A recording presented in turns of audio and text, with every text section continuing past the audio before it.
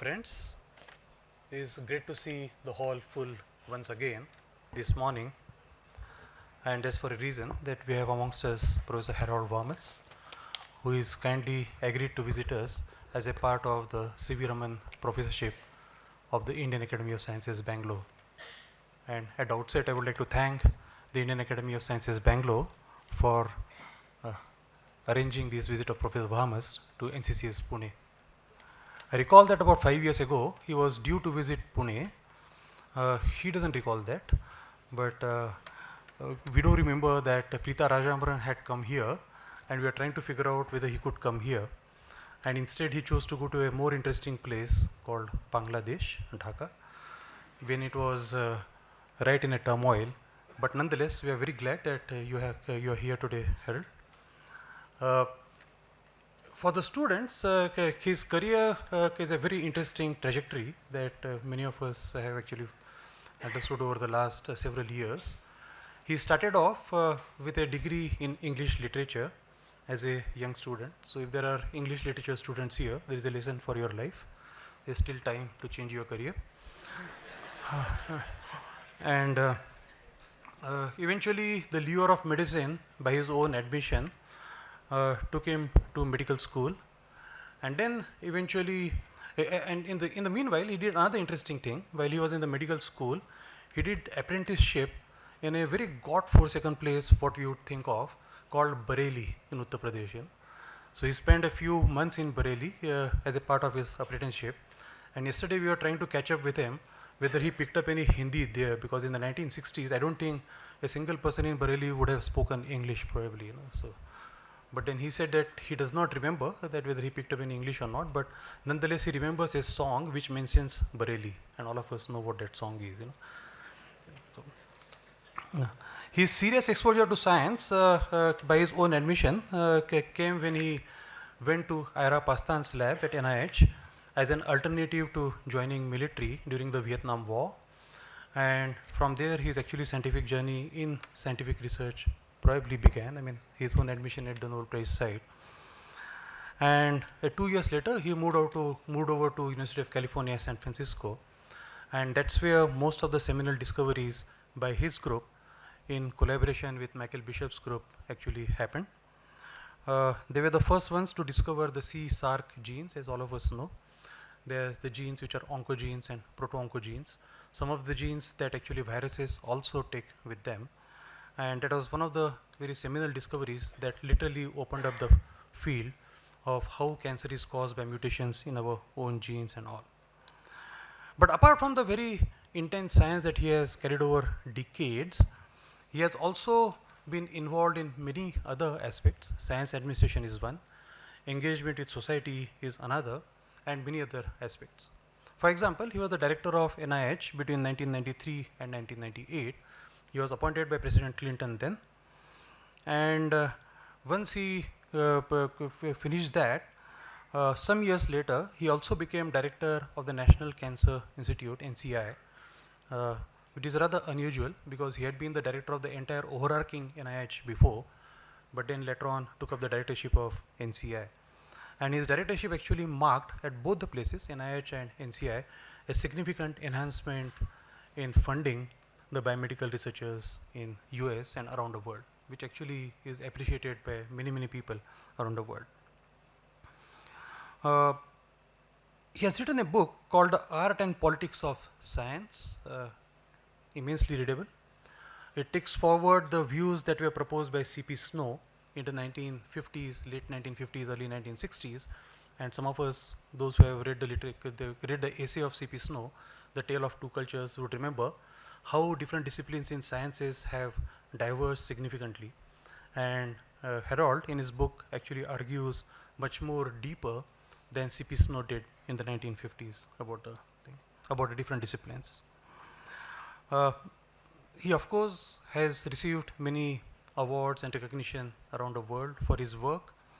The Lasker Prize in 1982, Nobel Prize in 1989 that he shared with Michael Bishop. But one of the things that intrigued me was also he got the Vannevar Bush Award in 2001, which he just now told me that he's extremely proud to have received that.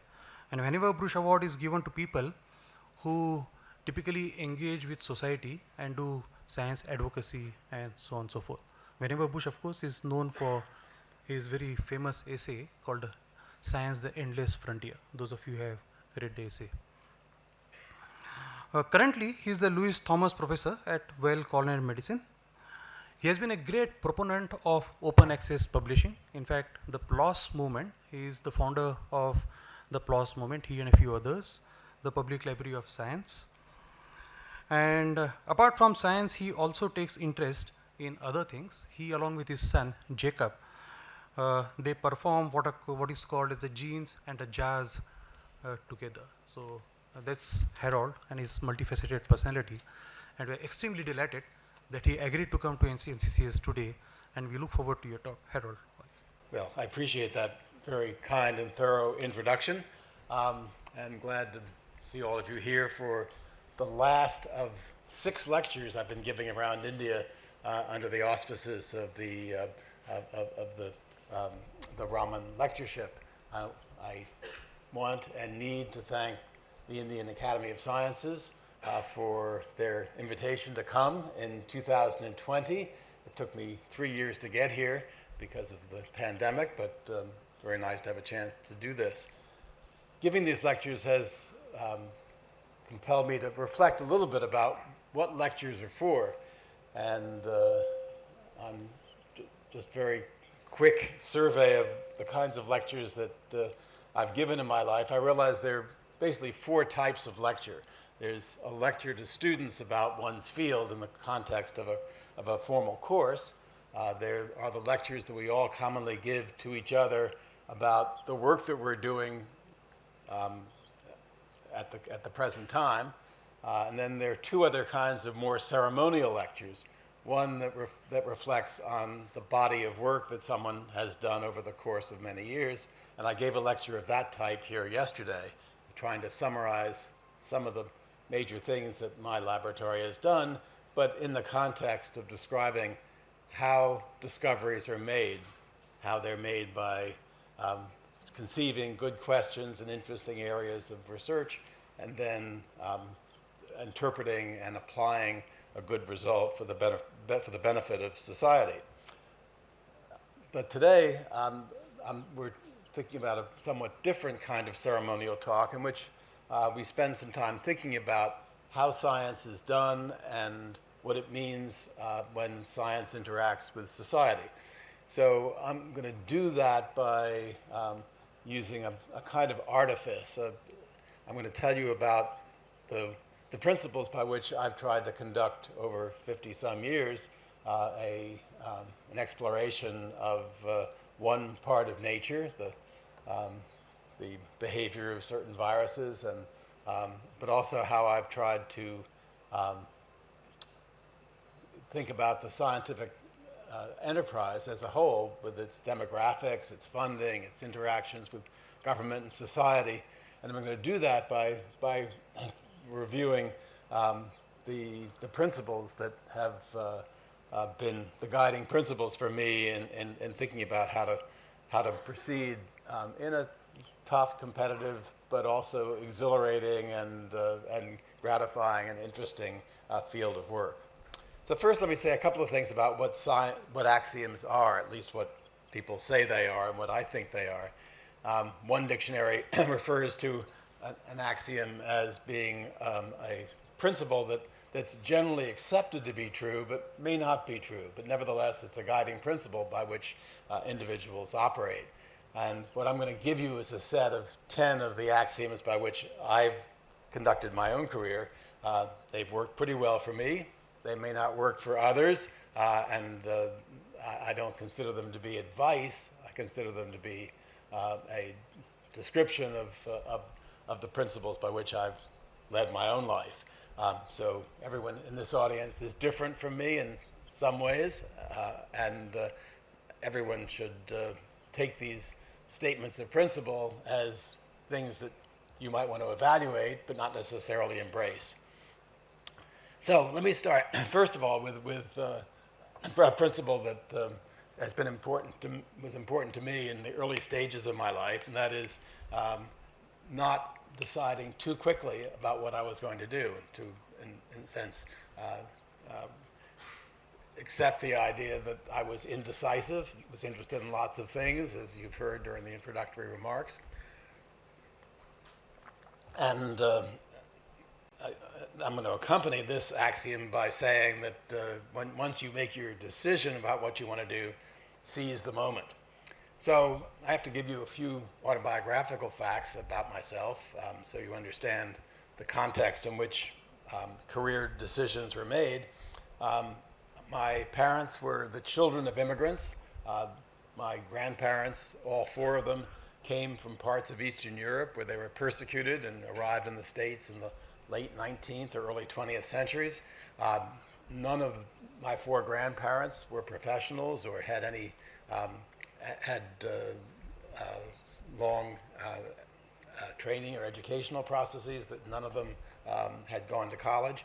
But they arrived in the US, worked hard, and my parents both went to Ivy League colleges, my mother to Wellesley, my father to Harvard, and they became professionals. My mother was a psychiatric social worker, my father was a family physician, and in that sense they exhibited the idea that America, at least at that time, was a place where ambitious and hardworking and intelligent people could very rapidly rise in the social structure from the lower classes, and indeed poor, lower middle income classes, to the upper middle class professional classes.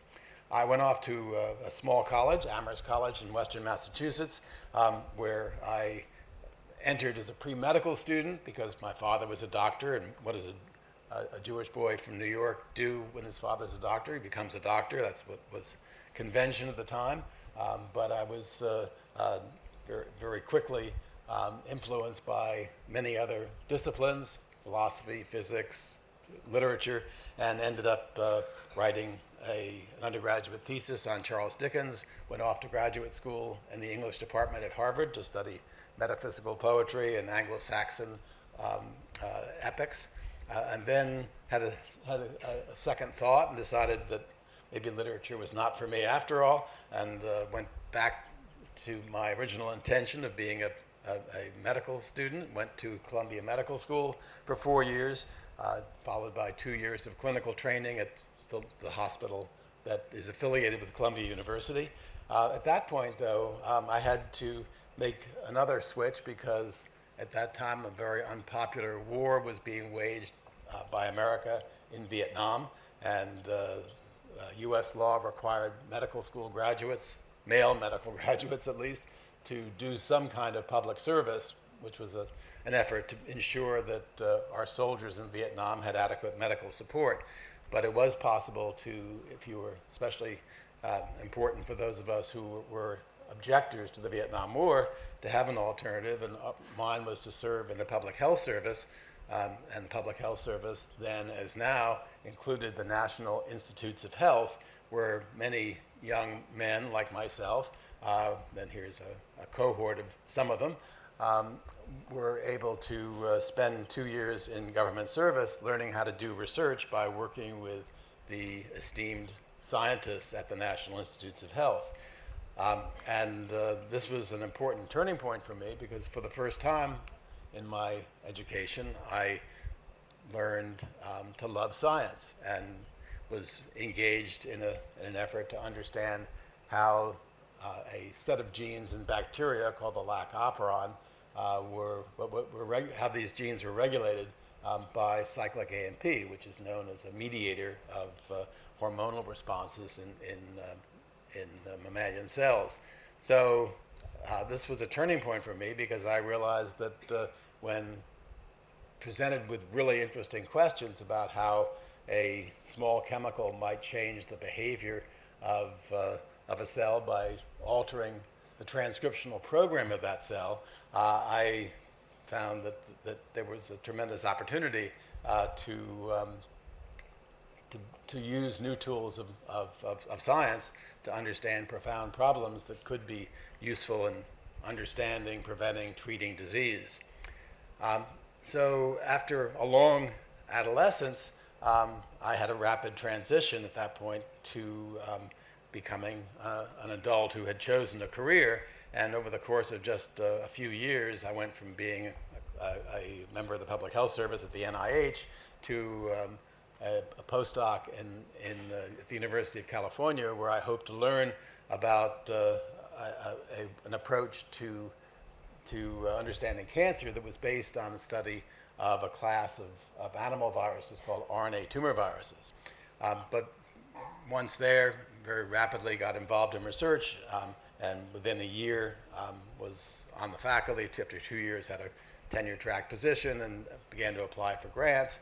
And after 6 years on the faculty, was ready for a sabbatical in London. This was a pretty rapid transition compared to what is very common today, something that worries many of us, that people spend many more years in training than I and many of my colleagues did, that it's hard to obtain a faculty position, it's hard to obtain your first grant, and by the time you're ready for your sabbatical, you may also be ready for retirement.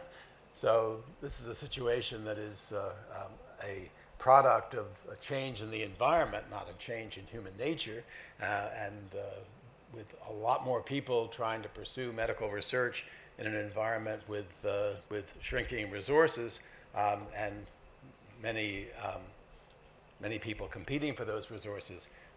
It is often the case that people feel that they are only independent at a time when they have major family responsibilities and are frankly getting a little old from making the most original kinds of discoveries.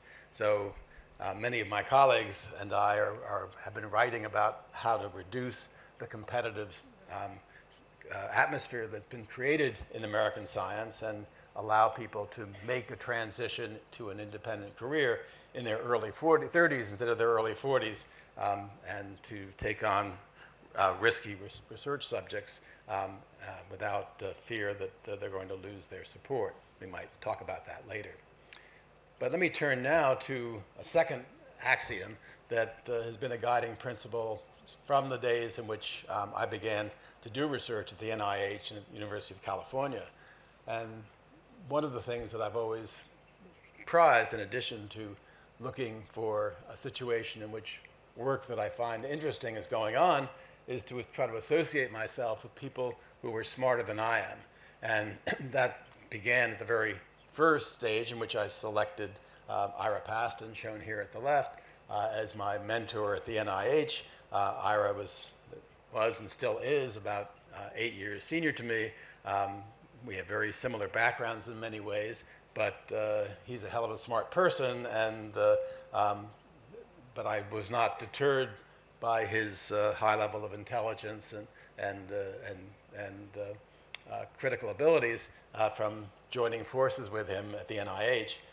David Baltimore, shown in this picture, is probably known to you as a Nobel Laureate for the discoverer of the enzyme reverse transcriptase, who was already at a fairly young age an iconic example of the intelligence required to work competitively in the field of RNA tumor viruses, and he was, in a sense, an example of the kind of smart person in the field in which I was about to enter.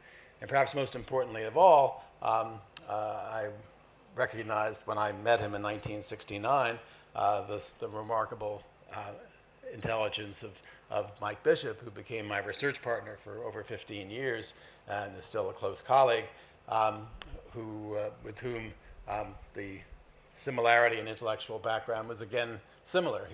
Again, rather obvious. He too was a graduate of a small college, had studied history in college, and we were drawn together not just by our interest in tumor viruses as a way to study the molecular basis of cancer, but also by our interest in language and writing, and those similarities in outlook proved to be very important throughout our relationship. The third axiom is perhaps the most important to anybody's career, and that is the idea of that in choosing a question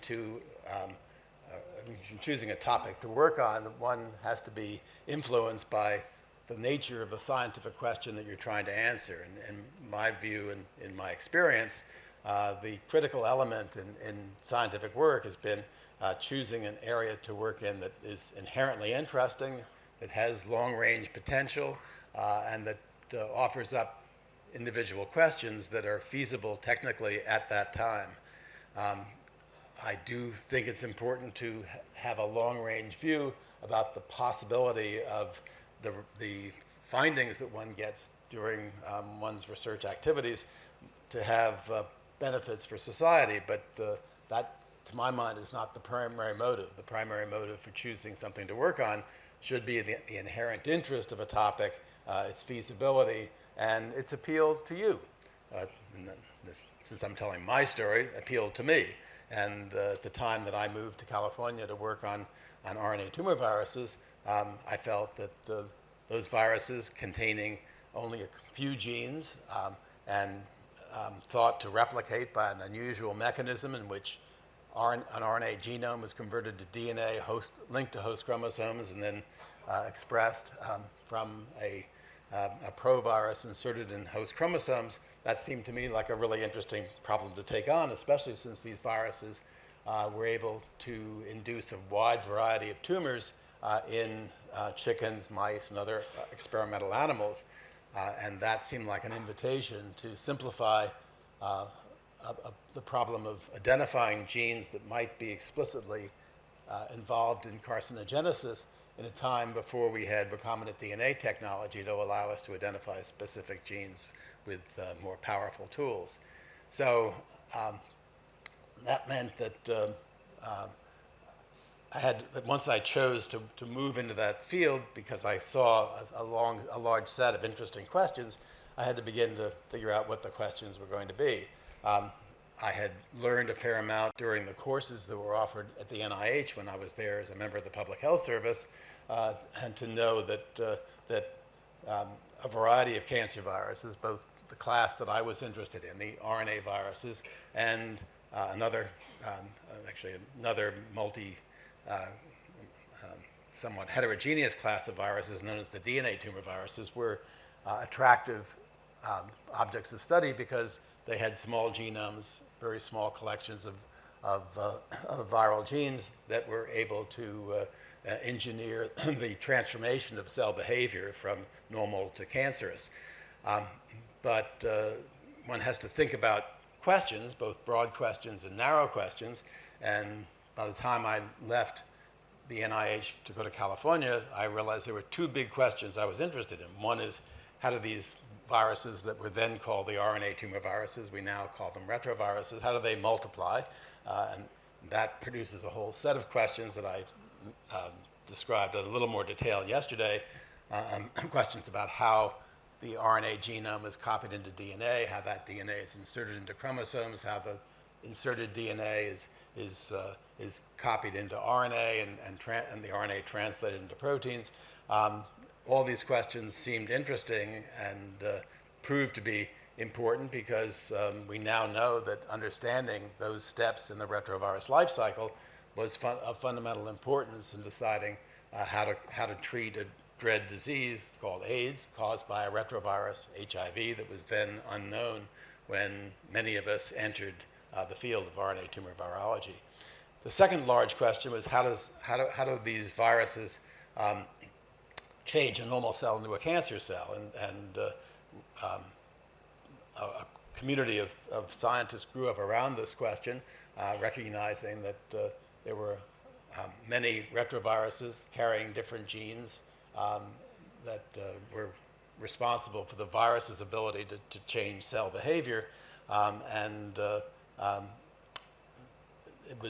it became possible to, over the long haul, to use those viruses to identify normal cellular genes that we eventually call proto-oncogenes, from which the viral cancer genes had been derived.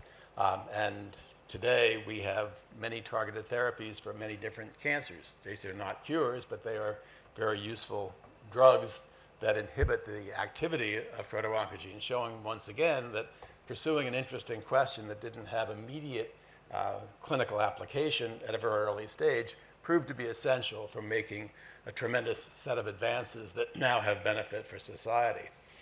So I was not alone in making choices to work in these exciting areas, and many of us who were laboring in the field of retrovirology, even long before AIDS appeared as a disease in the early 1980s, allowed us to learn some pretty important lessons in the 1970s. Our own work tended to be focused on a virus of chickens that had been isolated in 1910, long ago, but virus was not amenable to study until more technologies were developed over the succeeding years, so that by the time I got on the scene, there were methods that allowed more analytic work through the genetics of the virus, molecular biology of the virus, and details I don't have time to talk about. But some key things were learned. The virus carries a cancer gene, in the case of Rouse sarcoma virus, the viral Sarc gene, that encodes an enzyme now called a protein tyrosine kinase that adds phosphate to tyrosine and proteins, a novel set of enzymes. And the viral Sarc gene in Rouse sarcoma virus was shown to be derived from a normal cellular gene, and by a mechanism that I won't have time to talk about here, in which a gene that we recognize as inherently cellular because its coding region is divided into exons separated by introns, and a virus that has the capacity to replicate but lacks an oncogene has acquired the coding sequences by mechanisms we now mostly understand to generate a continuous coding sequence, the viral Sarc gene, with some significant differences from its cellular progenitor, so that it's possible to say that something about how the viral Sarc protein acts as a transforming protein. And this, like all good strategies for all provocative questions about science, produced answers that promoted another set of questions, and included among those questions is whether other retroviruses than Rouse sarcoma virus carried other cell-derived oncogenes, and the answer to that was resoundingly yes. There are at least 20 to 30 novel genes that were identified long before the Human Genome Project came on the scene by studying these viruses. And the other important question is whether those oncogenes have a role in human cancer. And again, work done by a multitude of investigators showed that the answer to that question is clearly yes. And today, as I think many of you know, we have therapies that are employed in a branch of oncology called precision oncology that can block the actions of those activated genes and produce profound and prolonged remissions of human cancers that were previously untreatable. So this is a summary of how I think about axiom number 3. How do you make good discoveries? It's by making a deliberate calculation about what the problem is you're trying to understand, formulate the right questions, have available and make use of the right methods, produce the right interpretation of whatever you find, follow up the work with more questions and more good answers, and then apply the results ultimately to the betterment of human health.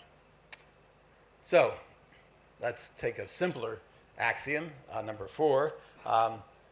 People think of science as being a cloistered activity in which people in white coats sit in a room by themselves and make discoveries. Well, that's not the way it works, and it's not the way science can be the most productive or the most fun. As you've heard, I established a partnership with Mike Bishop that lasted for many years. It's illustrated in some of these pictures. But we also were working with a large team of investigators, graduate students, postdocs, technicians, other helpers in the lab. And one example of a get-together is shown in the lower left over here. But these folks not necessarily doing experiments together, but forming a team of people working with similar techniques and engaging socially in a lively and pleasurable way, have a major influence on the environment in which work is done. And there's no doubt that work is generally accomplished with more pleasure and certainly, and often with greater productivity by assembling a team of people who respect each other, treat each other well, and are all highly motivated to do exciting scientific work. Fifth axiom has to do with a sideline, what may be viewed by many people as a sideline to research, namely teaching. Many of us do our research in academic institutions, which by their very nature involve training of undergraduates, postdocs, medical students, graduate students. And it's common for people to say to themselves, well, I'm going to be evaluated by my research productivity, so why should I bother to do any teaching? And I'd make a strong argument that teaching is actually an essential and pleasurable and productive part of a life in science. That when you speak in front of a class of students, you are likely to recruit the best of those students into your own laboratory group, that you learn in much greater depth the history and the subtleties of your own field because you have to explain them to the students, that you, of course, are serving the institution that pays you, and you're serving the institution by helping the trainees become better scientists. Often, the kind of teaching that scientists do is carried out as part of a team effort in which courses are taught by a collection of individual investigators, and you learn a lot from your colleagues, from their teaching and from the cooperation that goes on as courses are constructed and then delivered. And finally, you expand your own intellectual horizons by being forced to read about topics that you might, in your busy efforts to do your own research, have ignored at your peril. So I personally have found that the expansion of those horizons is important. Most recently, I've been trying to compensate for my career as a teacher only among teams of investigators or teachers by teaching a course entirely on my own, initially at the City University of New York and its Honors College, and more recently at Columbia University. And this is a course which is rather different from what I do in my daily life, and that is to focus. It's a course that focuses on the interaction between science and society.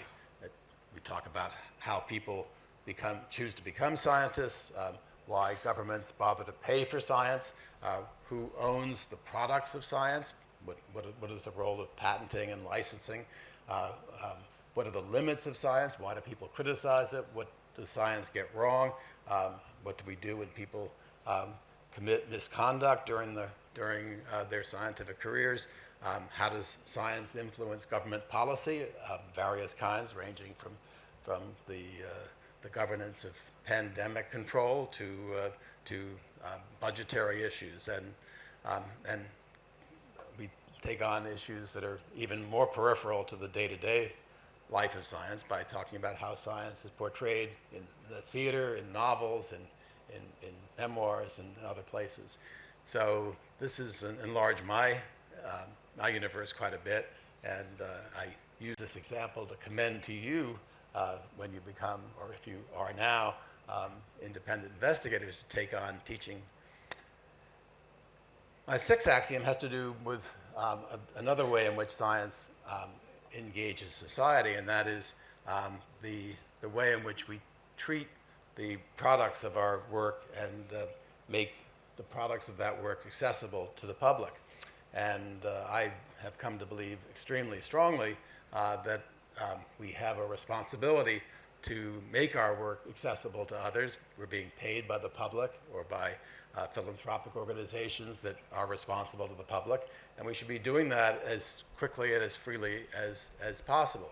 And this is a phenomenon or an attitude that has existed for a long time, but the ability to achieve the desired result has been made much more profoundly possible by the internet. But even long ago, for example, 17th century Netherlands, a pathologist named Tulp used to gather his friends and neighbors into his laboratory and exhibit what he learned as a pathologist by dissecting human cadavers and showing people what science was revealing about human anatomy and physiology. When you look at a picture like this by the famous Dutch artist Rembrandt, you begin to think, are we doing what needs to be done to make our work accessible to others? And part of changing the culture of science, to my mind, is to be sure that we're not monks sitting in our prestigious and expensive libraries, but instead we're putting our work into the public domain in a way that people do when citizens build a library like the New York Public Library and make the knowledge that human beings have created freely available to the citizens of, in this case, New York City. And over the course of the last almost 25 years, in various roles that I've had at the NIH and elsewhere, I've been trying to make the scientific literature more available to everybody. And I've been doing that in three ways that I've just mentioned briefly. First, by building the equivalent of the New York Public Library of Science, so-called digital public libraries that operate over the internet, by one means or another, bringing into this digital public library the published work of medical scientists. And I began this by creating a full-text repository at the NIH called PubMed Central that contained much more than the PubMed that many of you are familiar with. PubMed contains just titles and authors and abstracts, but PubMed Central contains the full text of journal articles.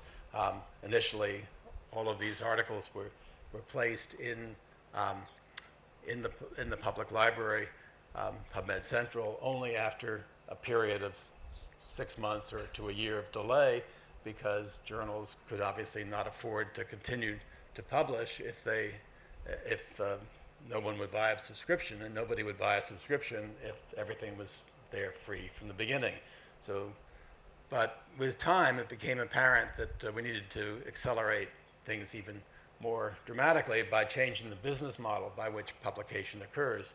And instead of having the process of publishing supported by subscriptions that would only allow the subscriber, one or a few individuals, to look at the journals, we advocated for a mechanism by which the journals would be supported instead by so-called author's fees, in which the author, supported by a funding agency that was paying for the research, would spend a very small fraction of the research budget on publication fees.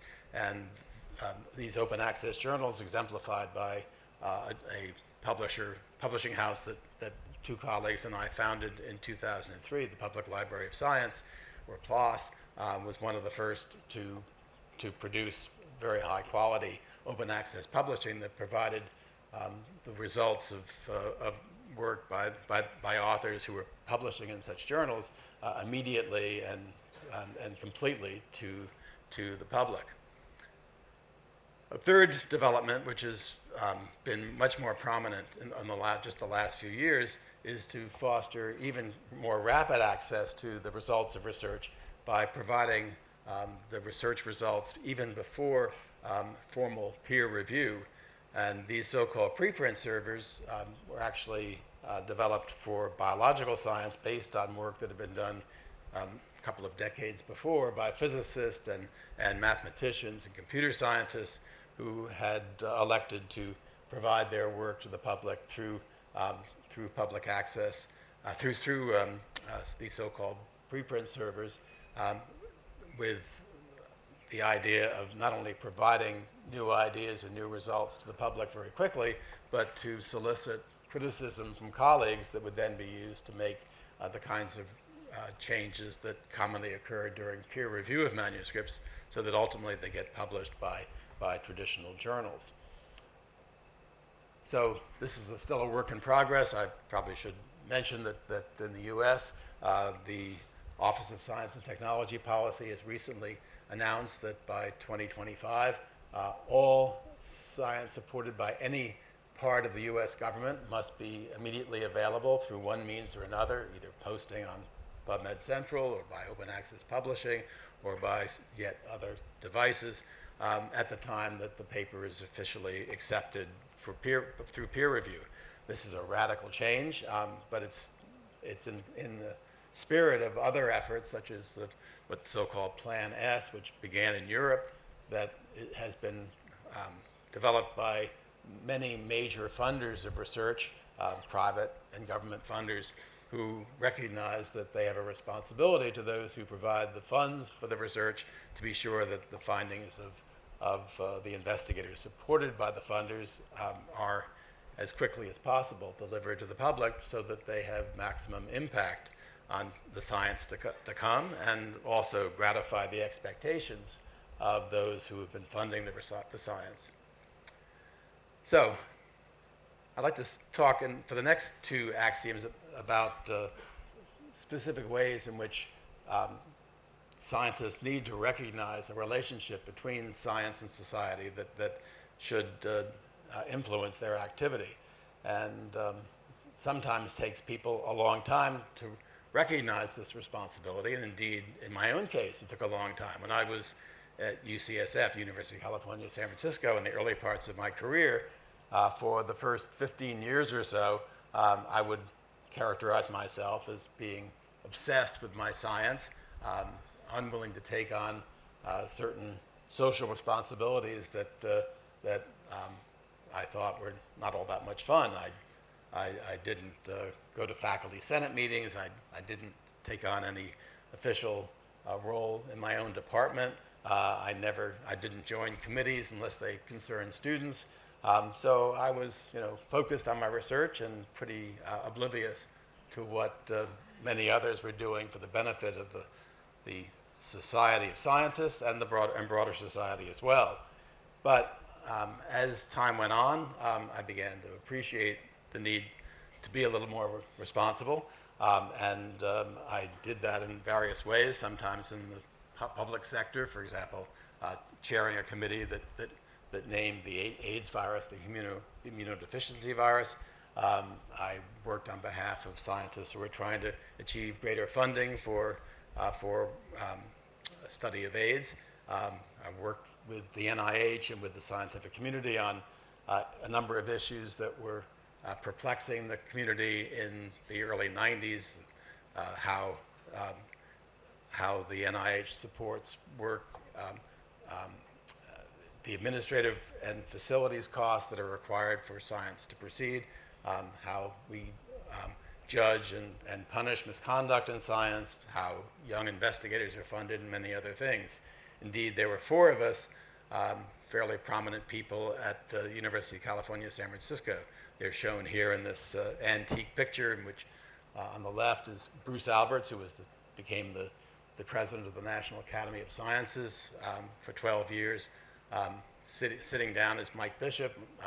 I'm standing in the background in the middle. The two of us have recently won a Nobel Prize, and our well-known and stellar colleague, Mark Kirshner, now at Harvard Medical School, is shown here as well. And the four of us wrote a letter to President Clinton and Vice President Gore when they were elected president to recommend that they recognize the effects of very minor increases in the NIH budget on young investigators, and instead recognize the potential of biological sciences by increasing the budget of the NIH by 15% per year, something which actually happened just a few years later. And we made many other recommendations as well to try to decrease some of the stresses that we saw in the biomedical research community. This got me yet further engaged in the question of how we as scientists should be interacting with those who govern scientific activity. And one thing led to another, and before I knew it, I'd moved from giving advice to trying to take action on some of that advice as the new director of NIH in the fall of 1993. My time at the NIH was spectacularly interesting. I was happy to be living in a fairly peaceful and relatively quiet political context in which Republicans and Democrats were actually working together, unlike what's happening in the U.S. political system today. And we had, I think all the sciences were feeling that under that administration that we were well treated, providing a good environment for doing things at the NIH that were very helpful to my ambitions for changing things at the NIH, including an environment that encouraged recruitment, construction of new buildings, expansion of programs. And I was director at a time when a lot of great things were happening. The Human Genome Project was accelerating. We were spending more money and paying more attention to global health. The digital public library that I mentioned, PubMed Central, was created. Certain fields of research were producing definite benefits for healthcare, such as targeted cancer drugs and effective treatments for elimination or for control of HIV. We created the Vaccine Research Center that you all know about because it was a place where many of the principles of the new vaccines against coronaviruses were developed. And we built a new clinical research center and developed clinical training programs that have been important. A couple of pictures show some of the most enjoyable moments of my time serving as the NIH director. On your left is a picture of the most famous scientist in the world today, Tony Fauci, with me. I'm the guy with the bald spot in the lower left, talking to Bill Clinton and Al Gore about retrovirus replication to try to convince them that we knew enough about viruses like HIV and others to help build better vaccines through the construction of a new vaccine research center, which was done in the course of just a couple of years. On your right is a picture of me sitting with Hillary Clinton at the State of the Union address in 1998 when Clinton was proposing dramatic increases in the NIH budget. So these were good moments. It wasn't all easy, but did show to me that engagement in public service on behalf of the scientific community was a good thing to do if you had aptitude and intention to do it. The eighth axiom is one that is a kind of a corollary of the idea of serving society, and that is to recognize that science is not free. It will never be free of politics. Science is a creation, in some ways, a creation of politics, because you have to have governance, you have to have money, you have to have leadership, and science is at the service of society and vice versa. And that is a perception that goes back to the earliest days in U.S. history, when it was clear that the principles on which our government was founded had been outlined in the European Enlightenment in the 18th century, and many of the leaders of our country in those early days, even though they're all men, all white men, were still products of an enlightened society in which new liberal ideas were being fostered by a number of philosophers. One remarkable year in which the involvement of one of our leaders, Abraham Lincoln, was particularly clearly manifest was the year 1863, when Lincoln was enmeshed in the oversight of our Civil War, but he nevertheless found the time and saw the importance of founding a National Academy of Sciences, completing a transcontinental railroad with new manufacturing and scientific technologies, and established the so-called land-grant colleges to do agricultural science. To jump ahead about 80 years, during World War II, Vannevar Bush, who was a physicist at MIT, led Franklin Roosevelt's Office of Science Policy and oversaw the development of better radar, the atomic bomb, many other things that were products of science that influenced dramatically the outcome of the Second World War. As a result, Franklin Roosevelt recognized that we needed to have some kind of general science policy to govern the actions of the U.S. After the war ended. And he asked Vannevar Bush to write the essay that was mentioned in my introduction, Science, the Endless Frontier, which laid down a blueprint for how science should be conducted with government funding. And the fundamental idea, just to make this brief, is that Bush's view of the government's role in science was to support science at academic institutions and in government facilities to make basic discoveries about the fundamental features of nature, and to make the products of that work available to anyone, often people with commercial interests, to develop practical applications that were useful for society in the private sector. Other kinds of involvement by presidents are illustrated by a couple of additional pictures that I'll show you. One is of President Nixon signing the National Cancer Act, which dramatically increased the funding and the authorities for the cancer research program conducted by the government, influenced my own life in very important ways, because that bill was signed just about the time I entered cancer research.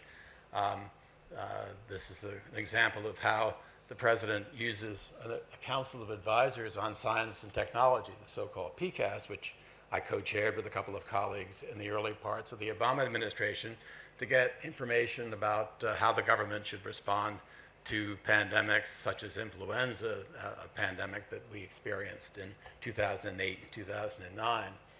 And Obama was also heavily influential in developing precision medicine in our country by embracing the ideas that I talked about yesterday that allows us to make more precise diagnoses and make use of some modern targeted therapies for cancer and other diseases.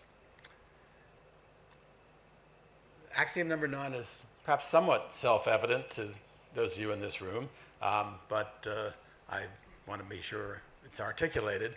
That is that science is inherently international, and yet we need to remember that there are political influences, exemplified by the passage of Brexit, which is isolating Britain from the rest of Europe, or right-wing nationalistic policies that are now evident in many countries, were particularly evident in our country during the Trump administration. They provide true barriers to maintaining science as an international activity. And it's international at least two ways. Most of us, especially I think laboratories in the States, are heavily dependent on people from other countries. This is one snapshot of my own laboratory in the roughly 2005, when, as you can see from the labels, most people came from other countries, including Greece, Nicaragua, India, China, and others, and Taiwan. But there's another way in which science is inherently international through interactions of funding agencies and large groups. This is a picture taken in Dakar, Senegal, in 1997, when I and a colleague from the Pasteur Institute initiated an effort to provide special support for African scientists working in Africa on malaria.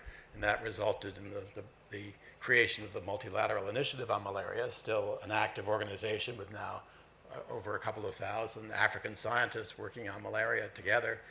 And it's also illustrated by the way the NIH has, and the US government more generally, has been active in a number of enterprises, the Uganda Cancer Institute, the creation of the PEPFAR program to treat and study HIV in many countries that can't afford to do certain things on their own, and in the pursuit of malaria as exemplified by the Malaria Research and Training Center in Bamako, Mali.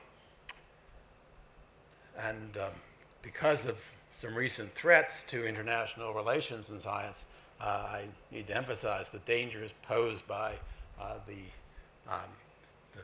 some new policies that were largely created by the Trump administration. Some of those policies dealing with procedures for issuance of visas and other immigration steps that are inhibitory to the arrival of new faculty and trainees from abroad.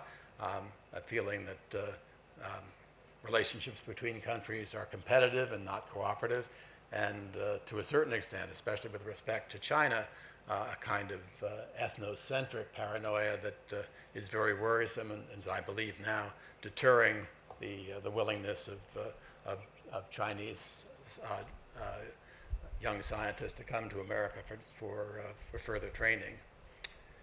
The final point is simply one that I think needs to be embraced by everybody during a scientific career, that we are privileged to be in the front row of an enterprise that is making discoveries that inspire human beings and unite us, and teaches the message of what it means to be human, whether that comes from looking into outer space with telescopes more powerful than others, or whether it comes from looking inside us to understand the way in which our genetic instructions have evolved and are used to create living organisms.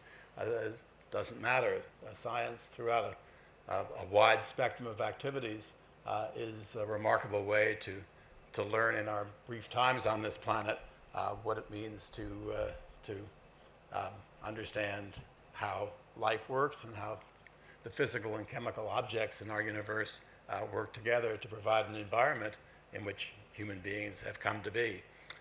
So if there's any single message from this list of axioms, that list is meant to remind you that scientific careers are complex. They are privileged, and they do confer pleasures, and they provide benefits to society. But they also come with real costs and with responsibilities that all of us need to take, I believe, into consideration in thinking about how we spend our time in this remarkable enterprise. Happy to take some questions. Thank you